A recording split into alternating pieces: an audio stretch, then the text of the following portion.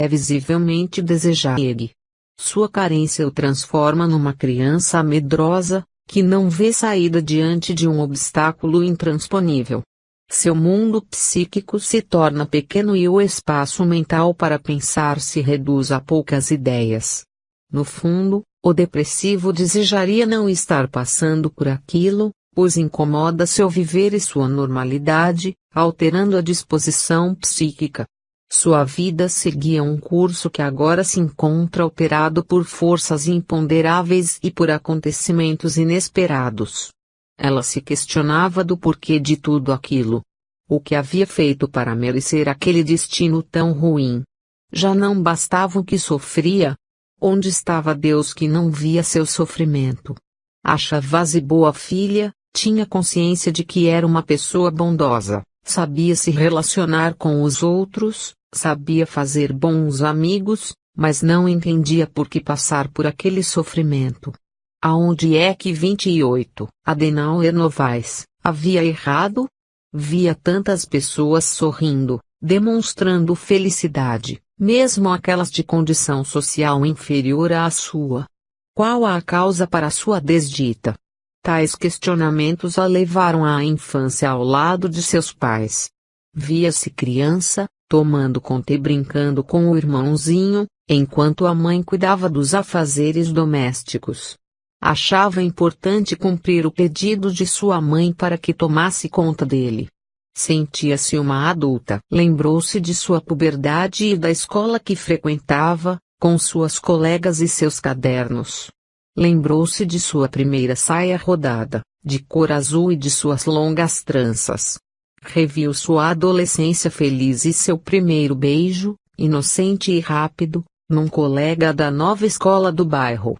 Nada a lembrava de ruim, pois sua vida, ao lado dos pais sempre fora agradável e lhe trouxera muitas felicidades. Mesmo que a relação com a mãe tenha sido muito boa e psicologicamente madura antes da separação, a regressão pode ocorrer, não só em face da dependência estabelecida, como também devido ao trauma do fim do casamento. Esse estado de incapacidade em modificar sua própria situação favorecerá o aparecimento de sintomas pré-depressivos, que podem se prolongar por muito tempo. Estado de pré-depressão ou estado regressivo favorecerá pensamentos e emoções, bem como atitudes, que eliciam a depressão. Vivendo com a mãe, numa relação inconscientemente neurótica, poderá acelerar seu processo depressivo. A relação é inconscientemente neurótica por conta das frustrações não resolvidas desde a infância e da comparação inevitável que estará fazendo entre as duas. A tristeza persistente é um dos primeiros sinais de pré-depressão. Ela virá na medida que o pensamento se firmar no insucesso do casamento, na frustração por não ter conseguido manter uma família até o fim de sua vida.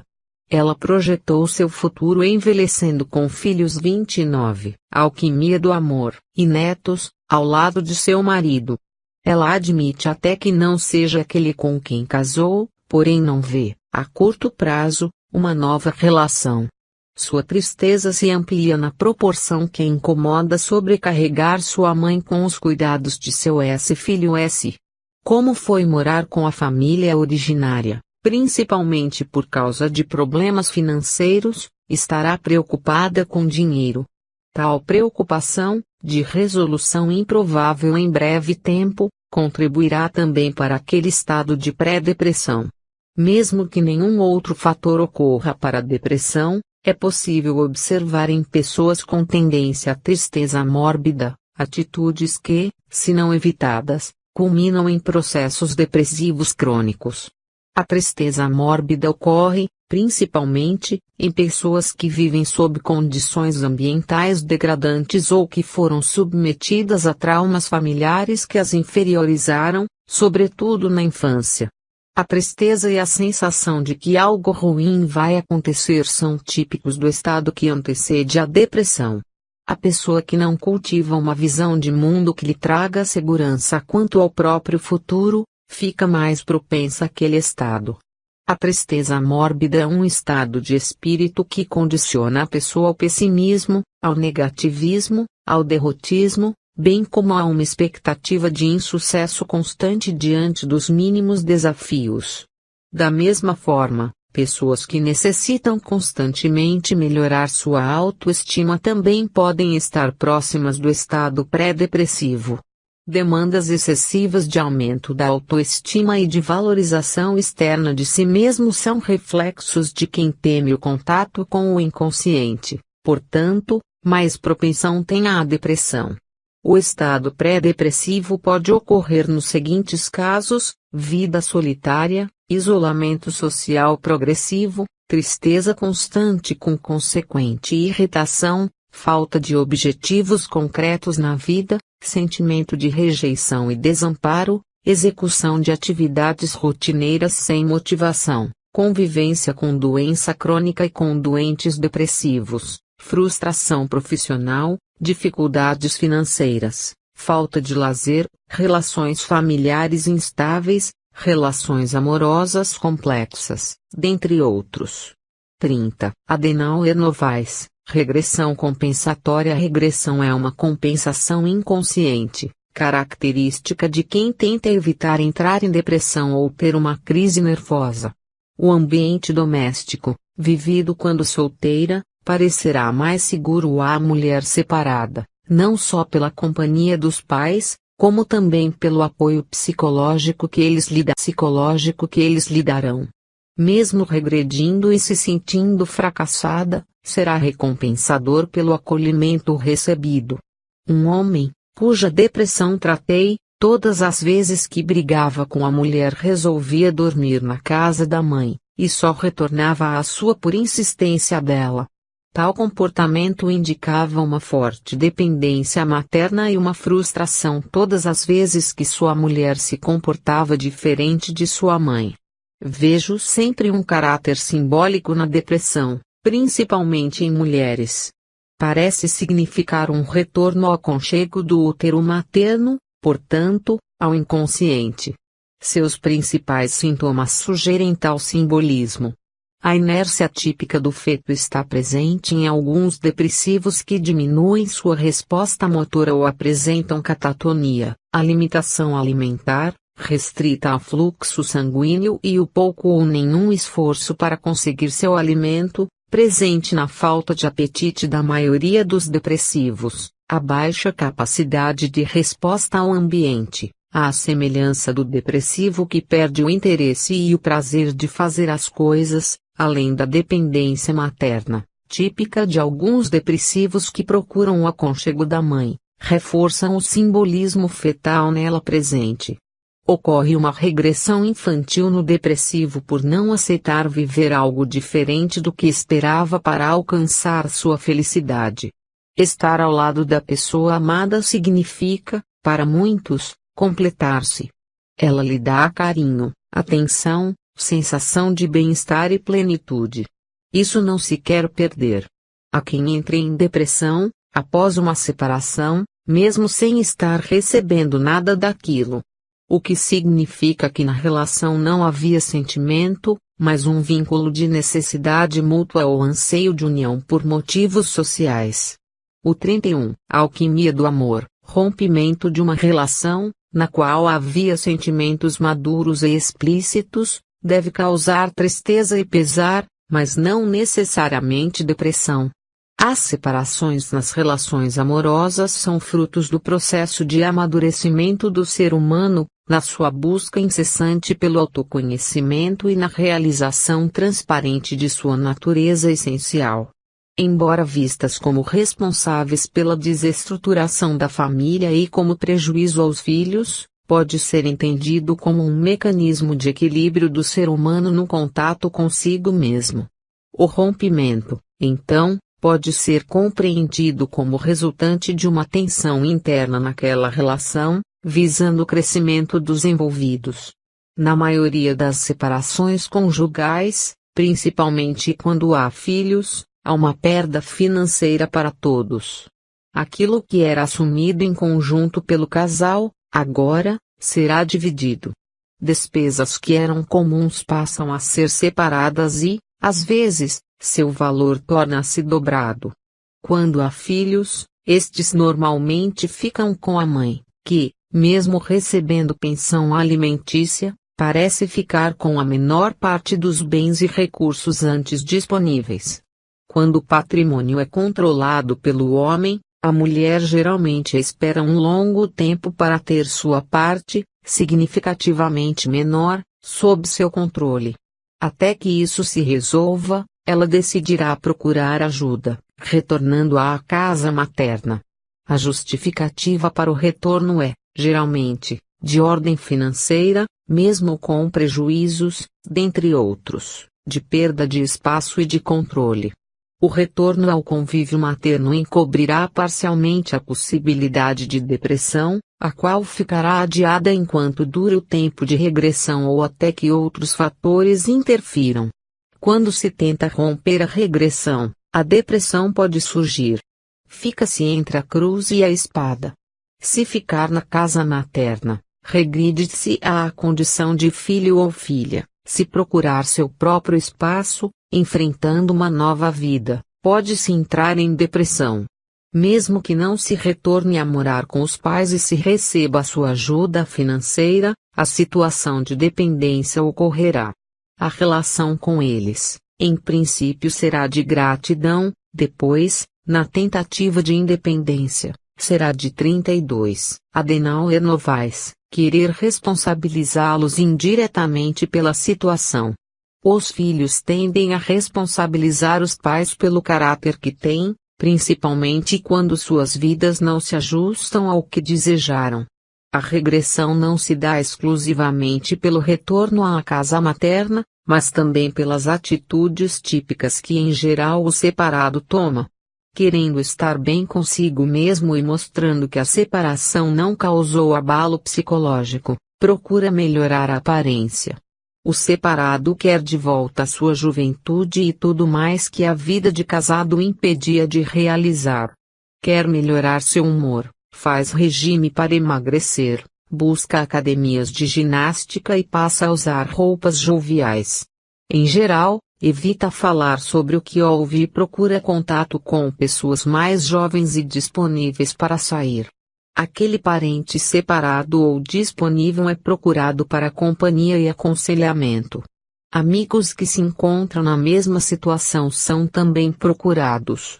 Isso tudo dura algum tempo, até que a pessoa caia na realidade.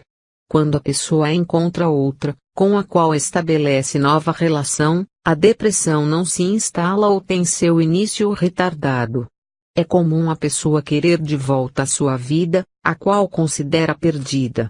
Quer voltar ao que tinha e ao que era antes do que está passando. Não percebe que a própria situação é um convite à mudança nos rumos que deu à própria vida. Todos aqueles que passam por uma separação devem entender que a própria vida o convida a mudanças profundas em sua personalidade. O enfrentamento da situação de conflito, aliado a uma melhor compreensão da relação com o inconsciente, pode ser a saída para evitar a regressão. O conflito surge pela percepção de que seu destino é outro e não aquele a que deseja agarrar-se, e porque não sabe o motivo de tê-lo perdido. Na realidade não o perdeu, era uma fantasia, não o possuía de verdade. A pessoa estava sendo conduzida embora pensasse ter o controle da situação. Mesmo que não seja possível enfrentar imediatamente o conflito ou a situação aversiva, que é geradora de sofrimento, será necessário que, mais tarde, a questão seja colocada novamente em foco. 33. Alquimia do amor. A compreensão da relação com o inconsciente é uma espécie de cuidar de si mesmo, observando-se naquilo que não é facilmente perceptível pela consciência. É ficar atento aos sonhos, ouvir e valorizar feedbacks, perceber a própria sombra 2, dissolver seus complexos, além de aprender a interpretar os eventos da própria vida como símbolos. Entrar em contato com o inconsciente pode ser iniciado com reflexões, meditações, orações, ou toda atividade mental que implique em interiorização. Nesse estado, ouve-se mais do que se fala. Nota-se mais a si mesmo do que aos outros. Ao contrário dos estados depressivos, essa interiorização não é mórbida, mas consciente e ricamente vivida. A autoafetividade. A depressão é uma doença emocional caracterizada pelo estado de autoafetividade mórbida e pelo direcionamento da energia psíquica para algo do próprio mundo interno. A autoafetividade não é autoestima, mas um deslocamento da energia que deveria ser dirigida para a vida externa e é desviada para um conflito pessoal, cuja saída não é logicamente encontrada. É uma espécie de canalização do impulso de viver para o estado de ficar dois, representando o que não sabemos ou negamos a respeito de nós mesmos. A sombra é o arquétipo que simboliza os aspectos obscuros da personalidade e desconhecidos da consciência e que está mais acessível a ela. Normalmente temos resistência em reconhecer e integrar a nossa sombra, o que nos leva inconscientemente às projeções. Essa integração é geralmente feita com relativo esforço moral. A sombra representa o que consideramos mal e não nos damos conta de que nos pertence, fazendo parte de nós tanto quanto o bem. A sombra contém o bem e o mal desconhecidos ou negados em nós, ou que não foram conscientizados. Portanto, é acertado dizer-se que a sombra contém também qualidades boas. Ela dá lugar à persona por uma necessidade de adaptação social. Sua exposição torna o indivíduo inadequado e inviabiliza sua convivência harmônica. Temos uma tendência a projetar as características pessoais da sombra nos outros, considerando-os moralmente inferiores. Reconhecer a própria sombra é um grande passo no processo de individuação. A sombra se opõe à persona e ambas se relacionam num regime mútuo de compensação. 34. Adenauer Novaes, remoendo pensamentos vinculados a um determinado foco. Parece uma obsessão em torno de um ou mais temas relacionados a determinada situação conflituosa, cuja saída não é encontrada. Ao mesmo tempo em que se trata de uma sucumbência do eu ao inconsciente, é também uma forma de proteger-se de alguns de seus conteúdos. Diante da impossibilidade de lidar com algum conflito, não sentindo energia para tal enfrentamento, o eu se protege, destinando suas forças na autodefesa, a fim de permanecer íntegro. É comum pessoas em estado de pré-depressão ou deprimidas afirmarem que precisam gostar de si mesmas, se amar e aumentar a autoestima. Algumas pessoas entram em depressão tentando se proteger demais contra o que não aceitam ou não querem admitir que esteja acontecendo. Vivem dando presentes a si mesmas para compensar a fragilidade do eu. Confundem a necessidade de valorização pessoal pelo reconhecimento das próprias competências com uma excessiva afetividade ao eu. Essa afetividade difere daquela dirigida aos outros pela inconsciência com que é feita. Paradoxalmente, a pessoa pensa que não gosta de si mesma ou que deveria estimar-se mais, porém, seu desejo de receber afeto, antes buscado pela doação de carinho a outrem, agora, quando consegue, é externado apenas verbalmente e não é concretizado. Atendi uma jovem de 27 anos, solteira, engenheira, cuja dificuldade básica era manter relacionamentos afetivos por muito tempo. Seus relacionamentos amorosos fracassavam antes de completar 3 meses. Os homens acabavam por traí-la ou diziam não querer compromisso sério. Ela era considerada pelos amigos como sendo uma mulher bonita, que se vestia bem e que tinha todos os atributos para atender às exigências de qualquer homem. Antes que entrasse em depressão, fora aconselhada a melhorar sua autoestima. Decidiu se presentear toda semana com uma roupa nova ou com um presente que a deixasse bem consigo mesma. Tal hábito culminou com um desequilíbrio financeiro, mascarando o real problema. Sua atitude pode ser salutar quando 35. Alquimia do amor, realmente haja condições para tal e quando não se esteja mascarando o enfrentamento de conflitos pessoais.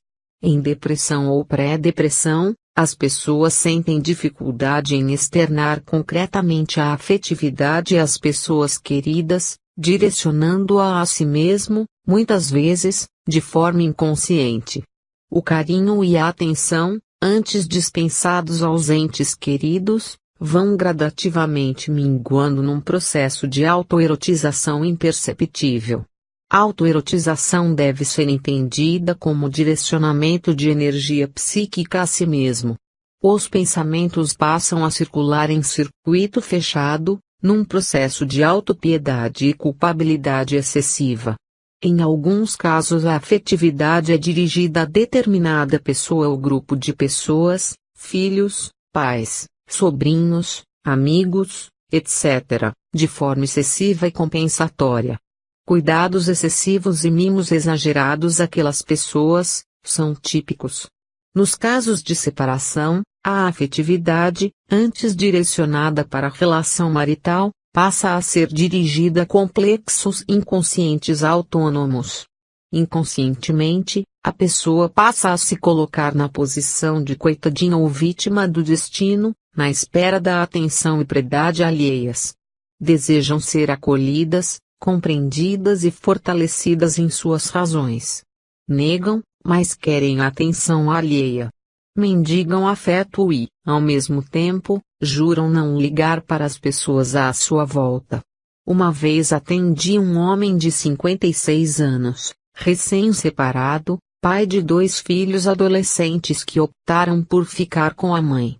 Em função da nova moradia e por conta da atitude dos filhos, que o responsabilizaram pela separação, ele ficou sem ter para quem direcionar sua afetividade. Resolveu, alegando cuidar de si mesmo e tendo o propósito de encontrar uma pretendente para uma nova relação, mudar sua aparência.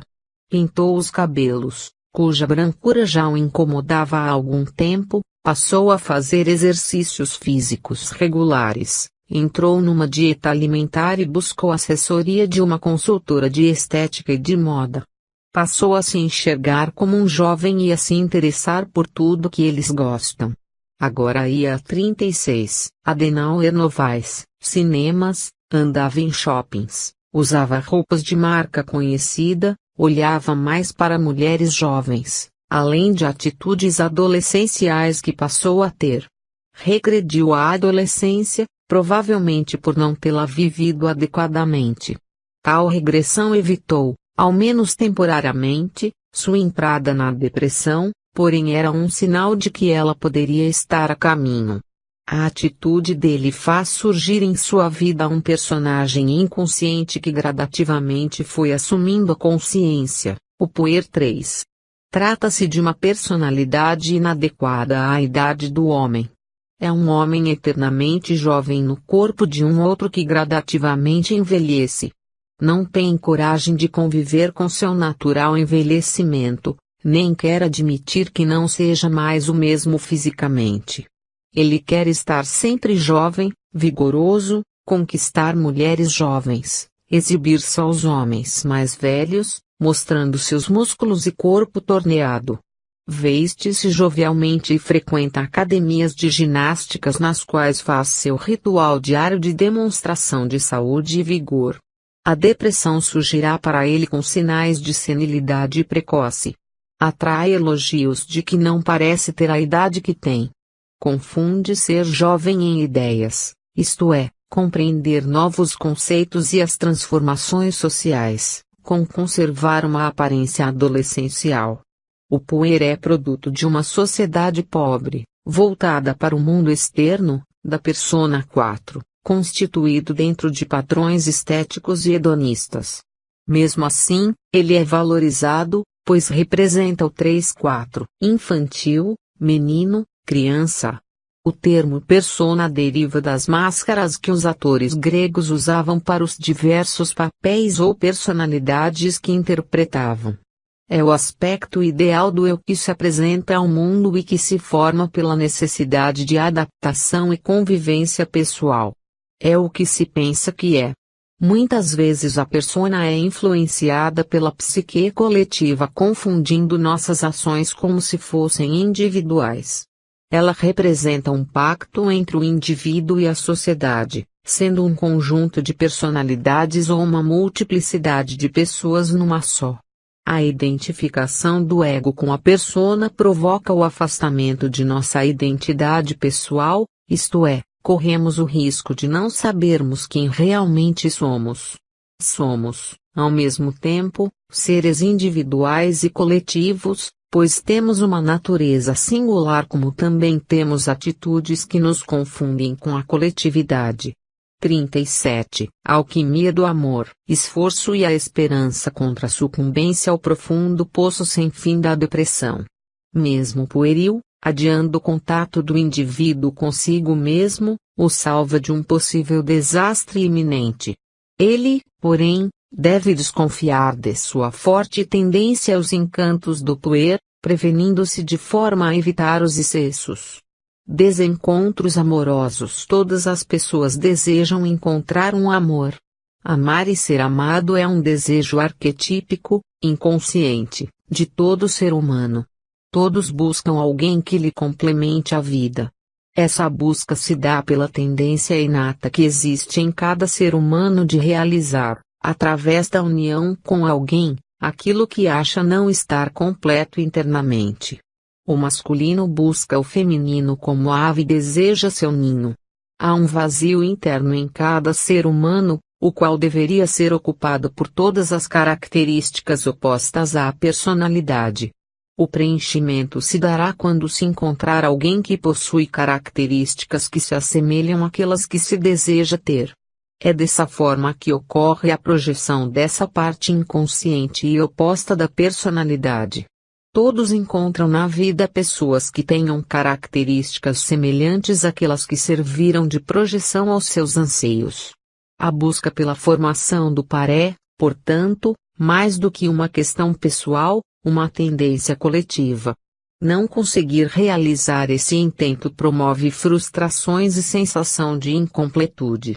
A tendência arquetípica pelo encontro amoroso torna-se quase uma obsessão, aumentada pela pressão social ao casamento. Não conseguir realizar tal proeza, para certas pessoas, obriga-as a um mecanismo justificativo extremamente desgastante.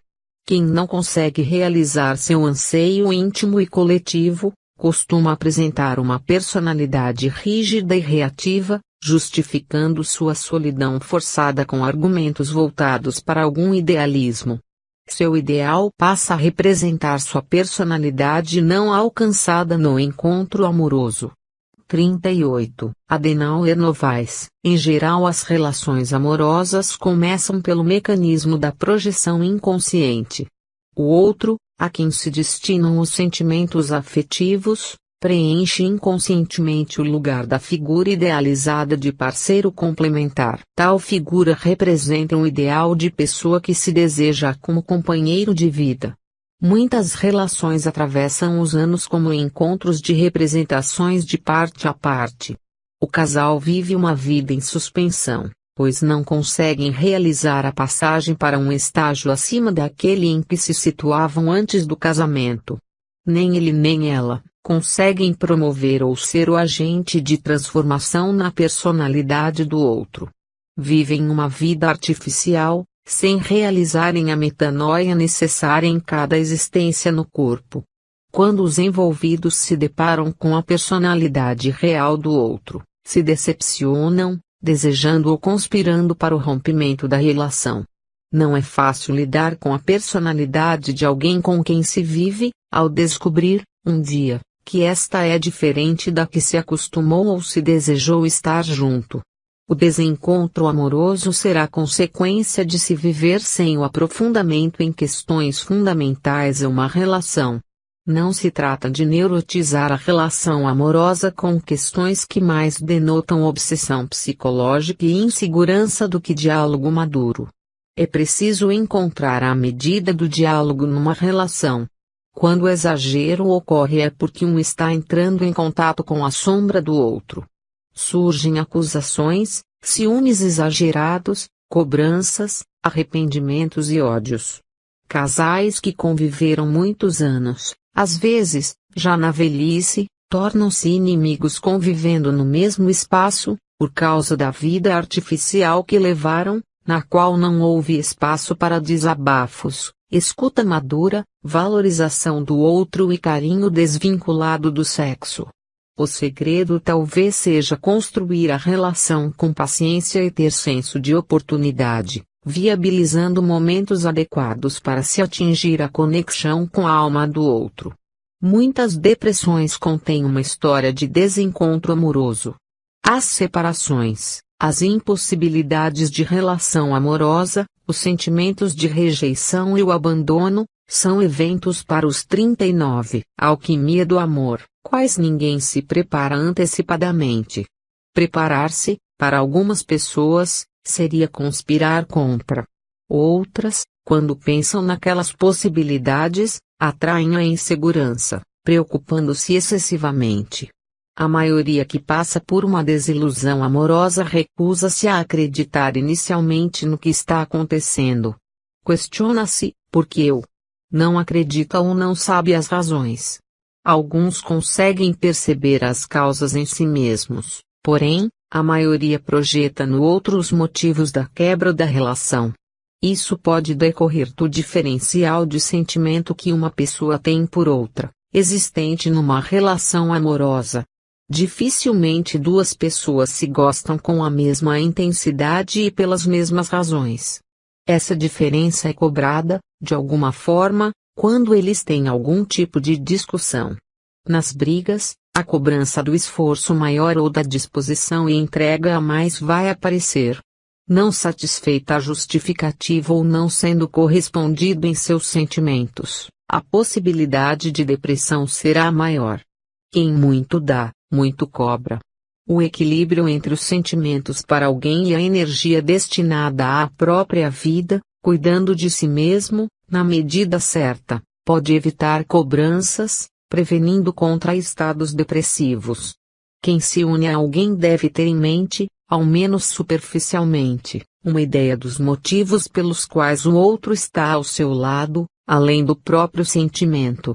A diferença na intensidade dos sentimentos entre duas pessoas que se unem não é um problema em si, principalmente quando há consciência disso e quando não existe cobrança para que o outro atinja o mesmo grau. Há pessoas que parecem ter uma espécie de obsessão por uma relação amorosa a qualquer custo. Querer ter uma vida afetiva com alguém é perfeitamente natural e é uma tendência de todo ser humano. Porém, tal tendência não deve se transformar numa obsessão. Quando isso ocorre, a pessoa tem uma compulsão a entregar-se à outra sem nenhum respeito a si mesmo. Negam-se e se iludem numa relação na qual não expressam sua verdadeira alma.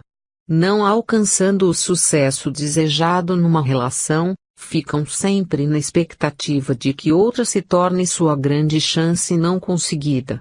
Passam de relação em relação, infelizes e 40, Adenauer Novaes, frustradas. Saem de uma, entrando em outra, sem medidas. Não sabem ficar sozinhas por um tempo. Há pessoas que amam demais. Desgastam-se na direção de outras querendo se conectar amorosamente a qualquer custo. São viciados em se apaixonar. Destinam seus sentimentos sem norte específico, entregando-os àquele que se configura primeiro como seu par especial. Atendi uma jovem mulher de 27 anos, que trabalhava com vendas, cujos relacionamentos não davam certo. Desde a adolescência vinha colecionando namoros curtos, os quais, em sua maioria, terminavam porque ela deixava de gostar de seu par, mesmo que este se apaixonasse por ela.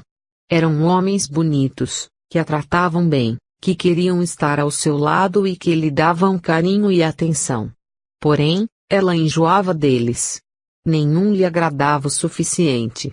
No começo, gostava deles, esforçava-se por permanecer vinculada, mas em pouco tempo, que geralmente não passava de 6 meses, estava propondo o término. Depois de cada relacionamento frustrado, Deprimia-se querendo explicações para o que ocorria consigo. Não via nela própria a causa do problema, analisando do ponto de vista estético e superficial de sua personalidade. Achava-se bonita, carinhosa, compreensiva, bem educada e pronta para fazer qualquer homem feliz. Em princípio julgava que o problema estava em sua educação e no relacionamento que tinha com seu pai. Estudara em excelentes colégios, cujos princípios pedagógicos eram tradicionais e os valores morais conservadores. Tinha uma especial admiração pelo pai e o via como um modelo de homem. Acreditava que era exigente demais por conta dos aspectos internalizados em sua personalidade, oriundos desses dois fatores. Ao mesmo tempo em que pensava dessa forma, achava que havia algo mais, pois não sabia como mudar sua situação de instabilidade amorosa. Reproduzo abaixo o diálogo que tive com ela após ter me contado sua breve história. Perguntou-me ela: por que não consigo fixar-me num relacionamento?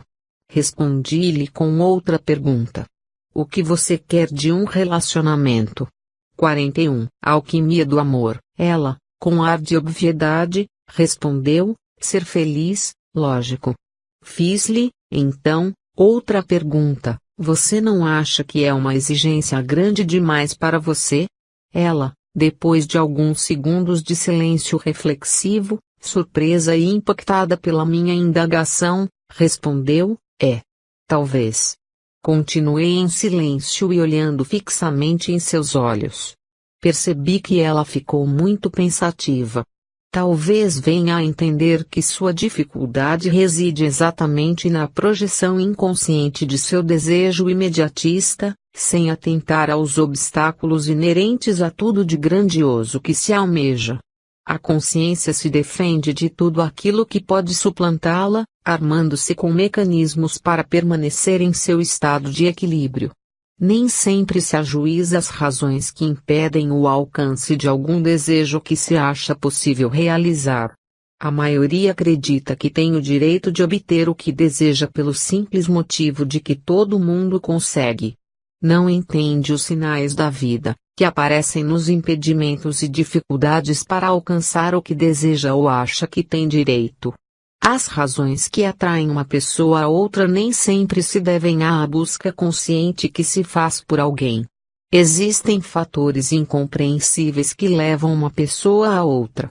Isso pode ser visto em casos nos quais ocorrem encontros inusitados com alguém, que, sem qualquer intencionalidade, passa a fazer parte da vida de outra pessoa, chegando a ponto de estabelecer, em pouco tempo, uma relação amorosa. Em muitos casos, os encontros amorosos são planejados na espiritualidade, antes do indivíduo se conectar a um novo corpo, porém isso não é garantia de que resulte em união estável. A probabilidade será a mesma daqueles envolvimentos em que as pessoas não planejaram antes. Muitos fatores contribuem para o encontro amoroso entre duas pessoas, que, mesmo que se consiga identificar qualquer deles, não se pode desconsiderar a existência dos casos fortuitos ou 42, Adenauer Novaes, uniões acidentais. Tais casos ocorrem por uma necessidade psíquica interna, desconhecida, por ser inconsciente, para a pessoa. Uma pessoa de minhas relações estava no guichê de uma estação de trem no norte da Espanha, buscando uma informação sobre horários e valores de um determinado trecho para a França. Ao perguntar ao rapaz sobre o trecho que lhe interessava, notou que um homem, na fila do guichê vizinho, a olhava insistentemente. Olhou para o lado, em sua direção, percebeu seu sorriso e aspecto agradável.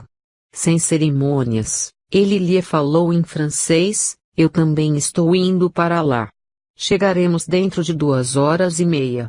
Ela sorriu, comprou seu bilhete e saiu, sem olhar para ele, que continuava seguindo-a com os olhos. Ela comprou um lugar na primeira classe. Minutos depois de se instalar em seu lugar, eis que, para sua surpresa, ele chega com o mesmo sorriso, sentando-se na poltrona à sua frente. Conversaram durante toda a viagem. Ela passaria 2 dias na cidade onde ele morava. Após a chegada na cidade, era noite e ele a levou ao hotel no qual ela tinha reserva. Foi o melhor fim de semana de sua viagem, pois, junto a ele, de quem se namorou como se o conhecesse há muitos anos, desfrutou de agradável companhia. Depois de seu retorno ao Brasil, comunicou-se por telefone, e-mail e carta, mas a relação não foi adiante. Houve apenas um encontro fortuito. Não havia profundidade ou possibilidade de união entre eles. Com o auxílio da distância e das ocupações de ambos, aos poucos a paixão foi se diluindo e nunca mais se falaram, muito embora guardem cada um em seu próprio coração o feliz namoro de 2 dias, como se tivesse acontecido por uma eternidade. Pessoas que amam demais há pessoas que amam em demasia e cobram sua entrega ao outro, controlando-lhe todos os passos. A insegurança provoca-lhes o medo de perder ou de ser enganadas. Compulsi 43. Alquimia do amor. Vamente buscam meios para cercar seu parceiro e evitar qualquer possibilidade de que ele se sinta livre de sua presença ou de sua participação na vida.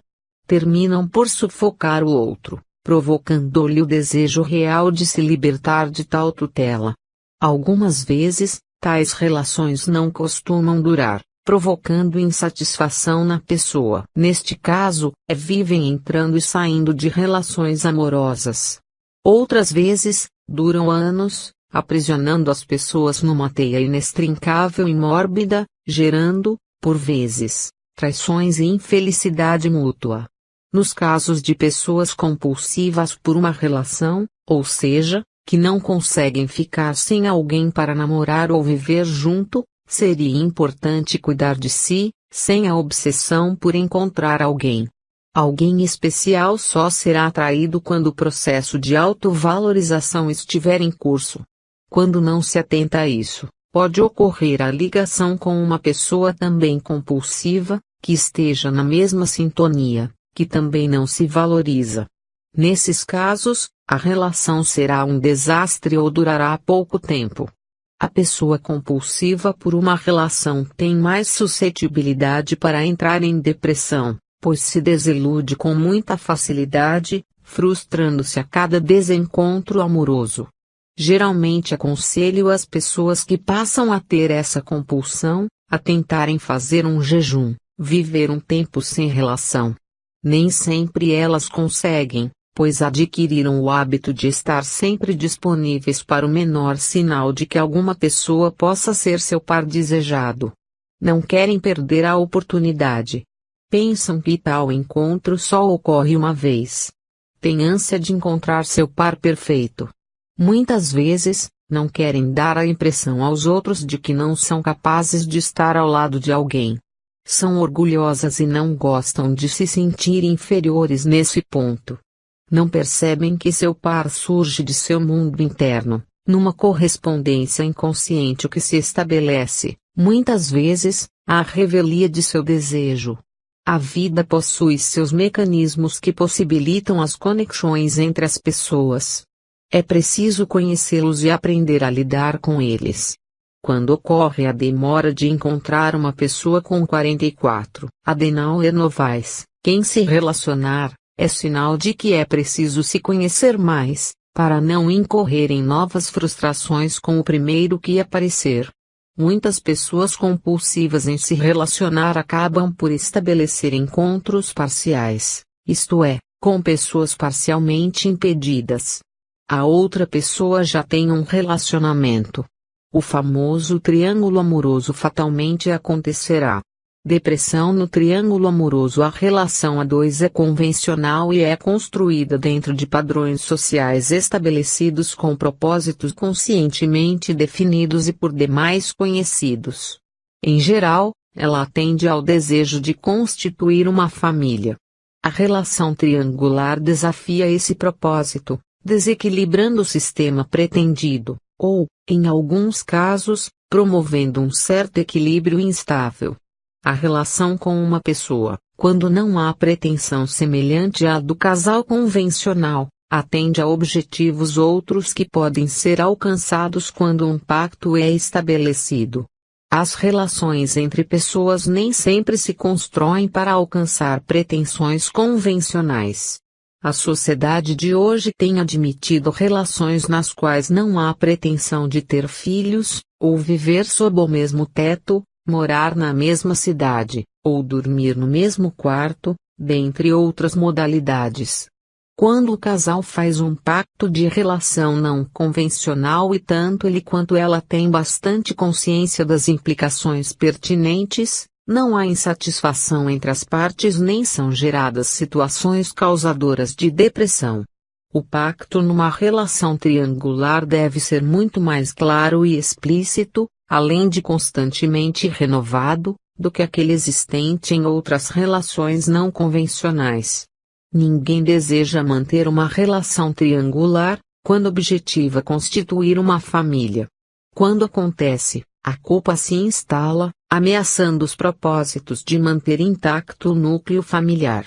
Tentativas de várias maneiras são feitas, a fim de compensar a 45, a alquimia do amor, relação triangular, com excesso em presentes e mimos àqueles com os quais convive. Aqueles que estabelecem relações desse tipo não conhecem ou não conseguiram uma relação melhor. É realmente uma relação incompleta e indesejável de parte a parte. Quem nela se situa tem, em algum momento, um sentimento de inferioridade moral ou psicológica. Acredita não merecer o estado de tensão provocado por aquela situação e se pergunta, por que eu? Luta de todas as maneiras para sair da situação. Quando não consegue, pode entrar em depressão. O anseio de estar no lugar principal da relação, recebendo com exclusividade os afetos desejados, torna-se um fator de cobrança daquele que ocupa a posição secundária. O triângulo amoroso é uma situação que costuma provocar depressão na parte mais excluída. Algumas vezes, promove nos dois que disputam uma mesma pessoa.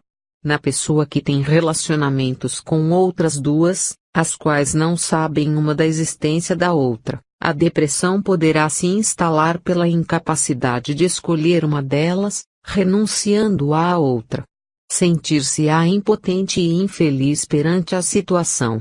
Atendi uma professora universitária que manteve uma relação com um homem casado por 16 anos. Os primeiros anos foram de insatisfação e brigas para que ele se separasse. Ele, entre desculpas e alegando doença na esposa, conseguiu conviver com as duas durante todo esse tempo sem atender ao pedido de sua amante. Ela, por amá-lo, suportou a situação, alterando todo o seu estilo de vida, adiando sua determinação em ter uma família. Durante aqueles anos entrou e saiu de depressões, usando medicações, terapias e racionalizações de todo tipo. Reviu seus conceitos e adaptou-se à situação a contragosto. Permitiu-se, acreditando ser a solução, envolver-se com outra pessoa, além de seu amante, sem que ele soubesse, mesmo não concordando intimamente com essa alternativa. Permaneceu por 2 anos tendo, como ele, 2 relacionamentos, porém, quando seu novo amante descobriu, não aceitou a situação. Mentiras e agressões passaram 46, Adenauer Novaes, a fazer parte de sua vida. Conseguiu por fim, após tantos anos, sair da situação, quando descobriu que seu primeiro amante tinha outra amante. Sofreu, deprimiu-se, quis se matar, agrediu-o fisicamente, escandalizou a vida dele perante sua esposa e nunca mais quis vê-lo. Feriu e saiu ferida. Noites e mais noites sozinha curtindo sua solidão entre lágrimas e consolações superficiais. Por várias vezes se viu sozinha em datas especiais, soluçando por um encontro especial. Perguntava-se por que ele não a escolhia. O que ela tinha de ruim para ser rejeitada? Por que merecia destino tão cruel? Não encontrava as respostas que queria. Todas elas levavam a ele, culpando-o por tudo. Sua experiência de vida, devido aos anos que passou como amante, lhe alterou a capacidade de ter um relacionamento convencional. Decidira não mais se envolver com alguém, desejando um casamento. Dali em diante só iria ter relacionamentos não convencionais. Tentou fugir da depressão, porém, ela passou a ser sua amarga